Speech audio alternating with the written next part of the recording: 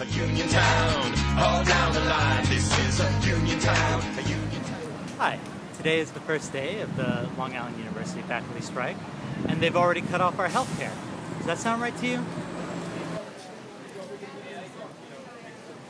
This strike is important because it reflects the historic moment in which there's a worldwide recession, there's a recession in this country, workers' rights and working conditions for all workers are being eroded, and there's at the same time there's a polarization of wealth.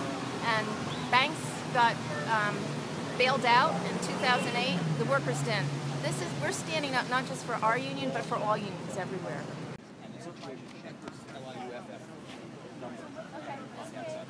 Thank you for your support. Good luck. Please don't balance our welfare on increasing student tuitions. It's not fair. It's not fair to the students. It's not fair to us. And it puts an unfair burden on our ability to teach our students appropriately. One of our concerns is a virtual defunding of faculty. We're aware of hard times and the financial pressures on the university, but the current proposals of the administration would lead to a de facto pay cut. Maybe estimates of 7% now when you factor in no guaranteed salary raises for the first 3 years of this contract, higher percentages paid to health care. This is not in the interest of the faculty, it's not in the interest of the students. We will not be able to attract and maintain the high quality faculty that our students deserve. Yeah, maybe this time, yeah.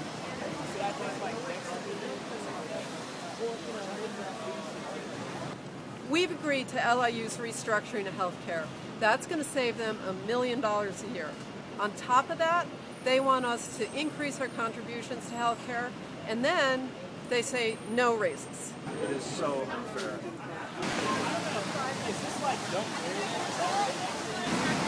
We've been willing to work with the university all summer. We've tried to meet them more than halfway. We realize that times are tough and that the economy's bad, the university's under pressure. We were close to a deal. They would not take the extra step to make it happen. And then they turn around, first day of a strike, the first morning of a strike, they cancel our health care. They start telling students they have a choice of either paying us or giving out scholarships. This strike rests totally on their heads, and they're the ones that will determine when it's going to be over, because we've been willing to work with them from day one. The faculty has been willing to make sacrifices. We've agreed to take no wage increase in the first year of the contract, and we've agreed to pay significantly more money for health care, but the administration has refused to meet us halfway. It was with great reluctance that we voted to go on strike, but we really think we can get a better deal for the faculty and for the students for this university that we care so much about. Well, I know that our faculty is a very caring, passionate group of people. They love teaching, they love what they do, they love working with the students.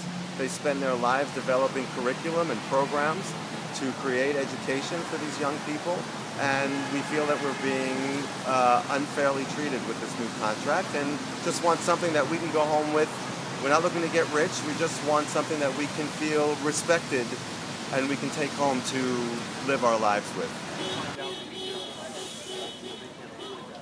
Okay, there is a big gap between the number of administrators and the number of faculty. There seems to be more administrators than we need.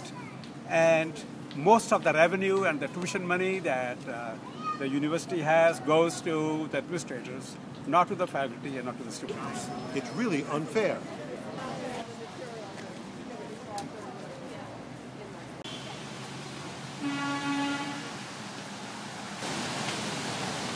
Teaching is not tap dancing. If I tap dance harder, does that mean more students will come in and my salary will get paid? Absolutely not. Teaching is about working with students one-on-one and helping them learn. So tying our salaries to how many people come in the door is a fundamental misunderstanding of what teaching is all about. It's not tap dancing.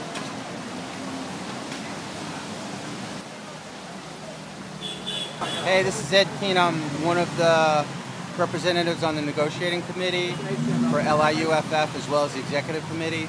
And some of the issues that upset me the most after going through about 6 weeks of negotiations, bargaining in good faith from the union standpoint, were this trend where the administration decides a group is vulnerable. So for instance, the people who pay the most in their version of health care, which they propose to us, would be the older folks, the people who need long-term care. Those are people who would be penalized.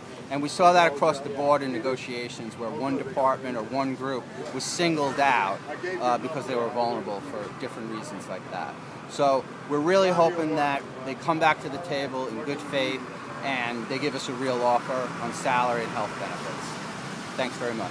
A union town, all down the line. This is a union town, all down